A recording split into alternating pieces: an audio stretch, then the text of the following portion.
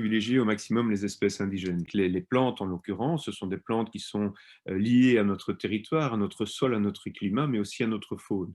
Et certaines sont parfois spécifiques à une plante en particulier. C'est le cas notamment d'une espèce dont vous oublierez le nom, qui s'appelle Colletes, qui va butiner uniquement le lierre. Donc, quand le lierre est en fleurs fin août-septembre, on peut observer cette abeille adulte.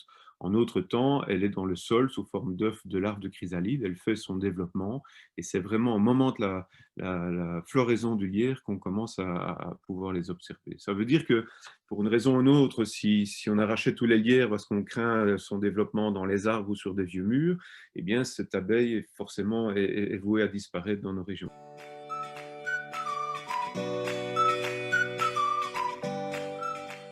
Favoriser aussi la diversité des espèces végétales, c'est très important évidemment pour essayer d'avoir une floraison la plus longue possible sur la saison. Nourriture variée, c'est aussi important. Les apiculteurs vous diront qu'il est préférable d'avoir une nourriture variée pour les insectes. C'est un peu comme si nous allions tous les jours à la friterie, on ne serait pas en bonne santé. Eh bien, les insectes, c'est pareil, ils ont besoin d'une source de pollen plus variée.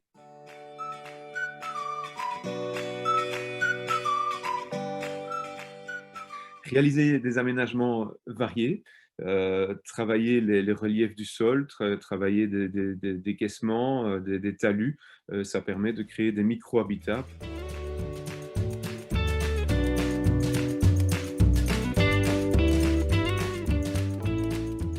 Alors voilà une entreprise très schématisée avec ses abords.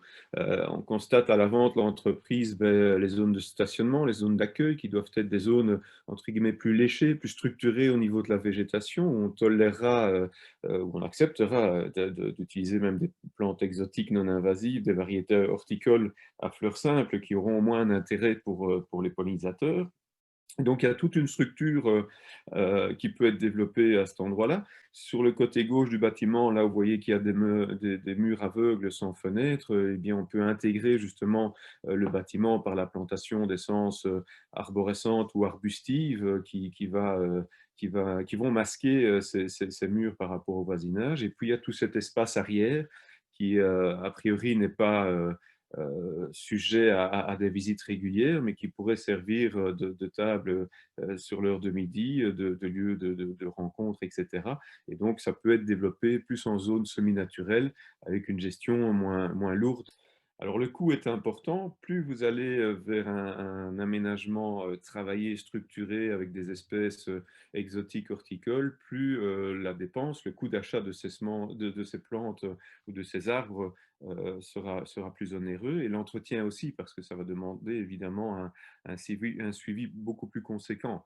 Je prends le cas des pelouses. Si vous voulez une pelouse type terrain de golf, vous allez passer 15 fois, tondre 15 fois par an. Si vous êtes sur une prairie fleurie, vous allez faire un fauchage ou deux maximum sur l'année. Donc ça réduit quand même pas mal le coût au niveau de l'entretien. Donc il faut tenir compte de ça.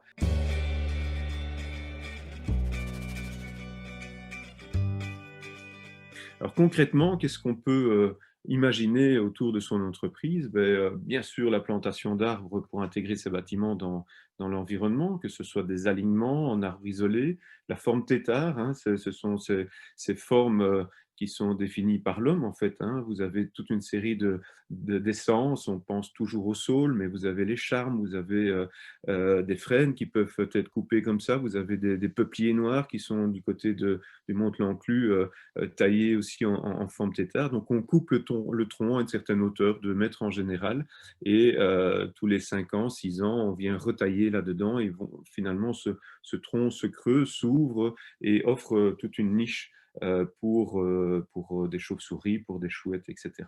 La plantation d'arbres fruitiers, favoriser plutôt les hautes tiges et les anciennes variétés, retrouver ces pommes et ces fruits d'antan avec des goûts bien spécifiques.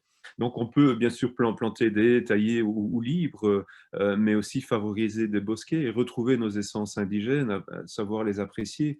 Planter une aubépine isolée, tailler les premières branches en bas, vous allez dégager un petit tronc et vous allez voir cette aubépine prendre tout son essor au printemps avec sa floraison et apporter des baies extrêmement intéressantes et des couleurs à l'automne. Donc il faut savoir apprécier ces essences indigènes dans ces aménagements.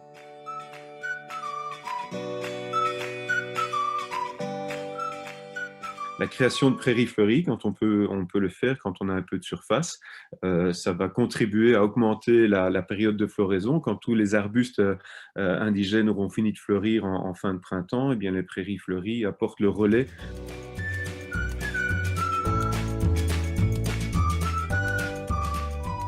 La création de mares, la gestion de l'eau est de plus en plus importante avec ce réchauffement climatique. Je pense qu'il est très important de pouvoir contenir l'eau un petit peu, la ralentir avant de l'évacuer vers les cours d'eau et quand on a beaucoup de pluie, de fortes pluies, éviter, limiter comme ça les inondations.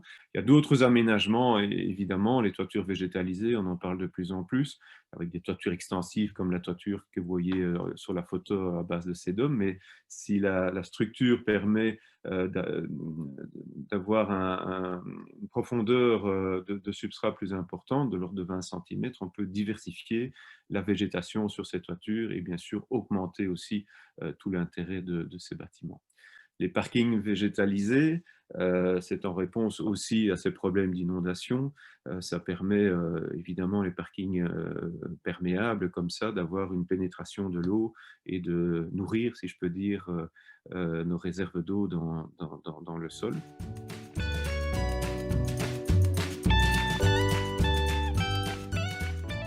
C'est une bonne chose, c'est une image aussi. On peut mettre des nichoirs à moineaux, comme vous pouvez le voir sur le bâtiment à votre droite. On peut mettre des nichoirs à hirondelles, à martinets, mettre des hôtels à insectes. C'est très bien. Ça donne une image aussi au niveau de l'entreprise. Ça donne des possibilités à toute cette faune de venir aux abords des bâtiments, y compris les chauves-souris, bien évidemment. Mais il ne faut pas oublier qu'au départ, il faut une source de nourriture. Et la première source de nourriture, elle est offerte par la végétation. Alors voilà un exemple de gîte pour la faune un peu particulier. C'est sur la grande photo, là où vous voyez, ce sont des amas de pierres calcaires qui ont été établis sur une ancienne décharge qui a été réhabilitée par Tradecowal. Et l'idée, c'était effectivement d'apporter des gîtes pour les lézards. Et vous voyez un oiseau, un petit traquet qui s'en sert comme support, comme zone de champ. Donc, vous voyez qu'on peut avoir d'autres animaux que ceux que l'on choisit.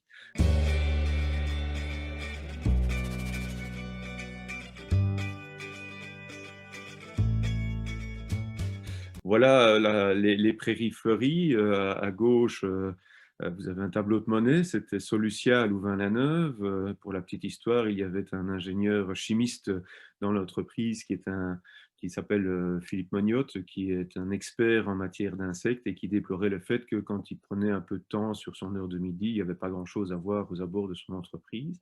Et donc, nous avons créé des prairies fleuries. Alors là, c'est la photo de la première année avec les annuels, avec les coquelicots, mais toute cette végétation a évolué avec des plantes vivaces. Et notre ami Philippe, eh bien, il faisait un reportage, il faisait des photos, il fait de très belles photos, il faisait des photos qu'il partageait au sein de l'entreprise et sensibilisait les employés de l'entreprise à ce qu'ils pouvaient observer maintenant grâce aux aménagements plus écologiques. À droite, vous avez un autre aménagement, la sablière de Mont-Saint-Guibert, où la difficulté était de stabiliser ces talus. Alors, on ne s'en rend pas bien compte sur la photo. Ce sont des talus que l'on appelle en pente 4 quarts. Donc, c'est du 45 degrés au niveau des pentes. Et donc, il fallait pouvoir stabiliser ces talus au mieux parce qu'avec le fait du gel des gels et les fortes pluies, ces talus avaient tendance à glisser. Donc, on a stabilisé les talus en utilisant des plantes à enracinement beaucoup plus profond. Et puis, bien sûr, il y a une signature biodiversité avec la présence de toutes ces fleurs qui vont attirer les insectes et qui vont servir finalement de nourriture à une espèce d'oiseau qui a colonisé ce site, l'hirondelle de rivage. Et puis maintenant, il y a du guêpier d'Europe. Avec le réchauffement climatique, cette espèce remonte et est observée. Et je pense qu'elle a niché d'ailleurs dans cette sablière il y a un an ou deux. Alors attention au bon discours par rapport au mélange des prairies fleuries. On trouve un peu de tout et n'importe quoi dans les jardineries. Vous avez des mélanges qui sont très expressifs, qui sont d'horticoles. Voilà, par exemple, à gauche, c'est une photo que j'avais prise au lac du Ter en 2006 avec un champ de cosmos qui a l'avantage de fleurir très, très longtemps. C'est une photo que j'avais prise début novembre, mais qui au niveau écologique, malgré le beau panneau présenté devant, a très peu d'intérêt pour les pollinisateurs.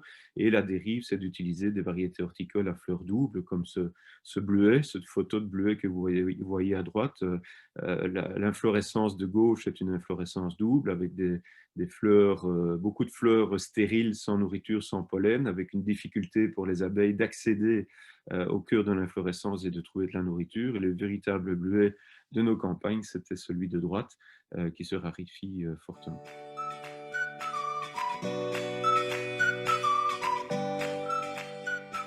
Les pelouses qu'on entretient très régulièrement, faut-il encore le faire? Il y a possibilité de créer des pelouses fleuries. Donc, on reste sur une végétation beaucoup plus rase que les prairies. On est sur 5, 10, 15 centimètres, mais avec le réchauffement climatique, ben, ces pelouses, pardon, au printemps, en été, poussent plus beaucoup et c'est parfois aberrant de voir des gens qui viennent tondre alors qu'il n'y a pas grand-chose à enlever.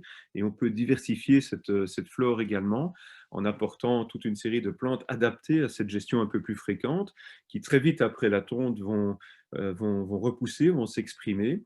Et si l'on dilue un peu les interventions sur les pelouses, on va avoir la chance de pouvoir apprécier ces plantes comme cette Véronique bleue que vous voyez sur la gauche, quelques trèves, des prunelles éventuellement, du thym, pourquoi pas, j'ai déjà vu ça dans un parc d'activités économiques où la pelouse était vraiment remplie de thym. C'est très bon quand on marche dedans, ça sent très bon également et c'est très intéressant pour les insectes.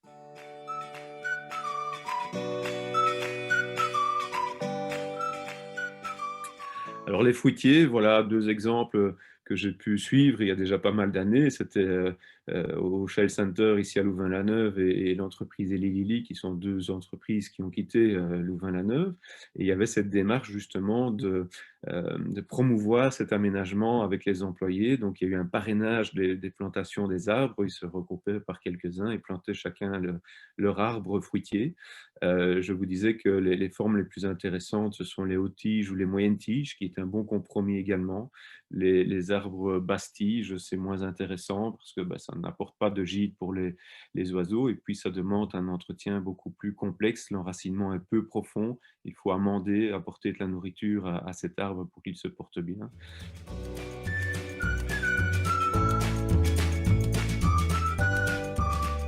Alors la création de mares, comme je vous le disais tout à l'heure, bah, c'est aussi important de pouvoir ces points d'eau. On pense toujours pour les pollinisateurs que la source de nourriture est importante, mais ils ont aussi besoin d'eau pour s'abreuver. Et donc le fait d'avoir des zones d'eau libre et des zones marécageuses où des lames d'eau très fines sont accessibles en toute sécurité pour les abeilles notamment, eh bien, c'est tout à fait favorable. Et puis il y a toute une faune qui va se développer dans cette mare très vite parfois.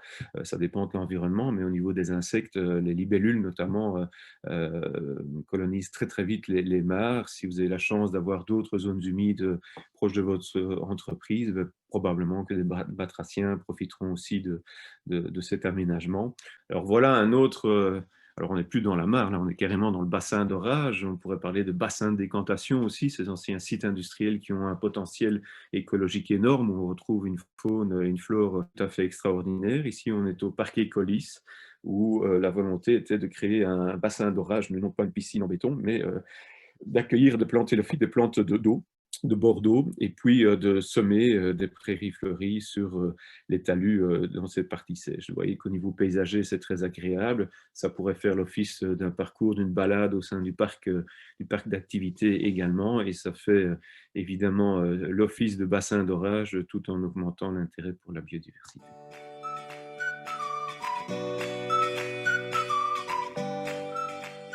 Comme je vous le disais tout à l'heure, les arbres permettent d'intégrer les bâtiments, permettent aussi d'ombrager les zones de parking. Et Dieu sait si maintenant, avec les conditions climatiques que nous connaissons, il est important de pouvoir ombrager ces zones de parking pour limiter aussi l'utilisation de l'ERCO éventuellement quand on reprend sa voiture. Il y a toute une série d'essences qui sont très intéressantes quand on les laisse fleurir, au niveau des arbres, bien sûr. Vous voyez une photo en haut du cerisier, du merisier, Prunus avium. Vous avez le sorbier, vous avez la photo de l'aubépine. Vous avez dans nos essences indigènes toute une série de plantes, d'arbres, d'arbustes qui sont extrêmement intéressants au niveau de la floraison.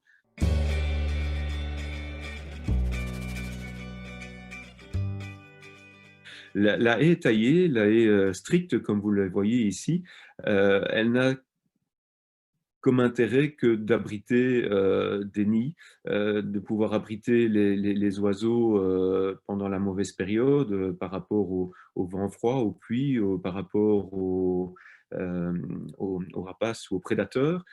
Donc on peut mélanger dans une haie taillée, bien sûr, les essences, mais il y aura très peu de floraison parce que ces haies sont taillées annuellement, une fois ou deux par an, et donc vous allez avoir très très peu de floraison dans ces haies, et donc pour les pollinisateurs, c'est peu intéressant. Si par contre vous avez l'espace nécessaire, laissez pousser ces essences, multipliez-les au niveau du choix des espèces.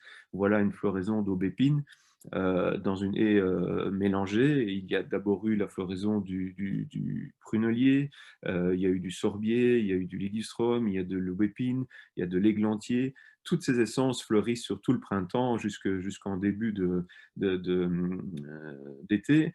Ça donne un cachet extraordinaire dans le paysage. Et quand je vous le disais en introduction, tenter d'utiliser des essences indigènes en massif isolé, enfin en sujet isolé ou en bosquet, voilà un exemple à souvenir dans le parc d'activité. C'est une aubépine, c'est une simple aubépine indigène. Regardez son port, il est extraordinaire, c'est un arbre magnifique. Qu'est-ce qui s'est passé? Simplement, on a taillé les premières branches pour dégager le tronc, et ça vous fait une splendeur dans ce parc. C'est de toute beauté, la quantité de fleurs est extraordinaire pour les pollinisateurs, et à cette saison, avec les fruits, c'est une aubaine pour les merles, les grives et les quelques oiseaux qui vont se nourrir de ces baies toutes précieuses.